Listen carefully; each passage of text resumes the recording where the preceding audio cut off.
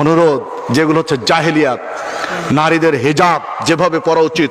এই যে আধুনিক বোরকাগুলো এসেছে, যেই বোরকাগুলো এতটা টাইট ফিটিং, মাজা বেঁধে দেওয়া আছে, দিয়ে উপরের পাট আলাদা, নিচের পাট আলাদা, শরীরের ব্যাসার্ধ কেমন, বোরকা পরার পরে বোঝা যাচ্ছে এটা হলো জাহেলিয়াত। আমি বোঝাতে পারলাম কিনা যায় না। যে সকল বোরকায় নিজের শরীরের অঙ্গ প্রত্যঙ্গ বোঝা যায়, এই বোরকা জাহেলিয়াত, ছেড়ে দিতে হবে। এই বোরকা হবে ঢিলে ঢালা, বোরকা হবে ঢিলে ঢালা, শরীরের অঙ্গ প্রত্যঙ্গ যেন প্রকাশ না হয়। বোরকা এত ডিজাইনের, এত ফ্যাশনেবল বোরকা যে মেয়েটা কুৎসিত অতটা দেখতে মন চাইতো না, কিন্তু বোরকাটা এত সুন্দর, বারবার বোরকার দিকে দেখছে। বোরকা এত কারুকার্য যে বোরকার দিকে বারবার দেখছে। বাহ, কি বোরকা, জীবনে কোনোদিন বোরকা দেখিনি। মানে ওর বোরকাটা এত আকর্ষণীয়। বোরকা তো হেজাব, নিজের সৌন্দর্য লুকানোর জন্য বোরকা, তাই না?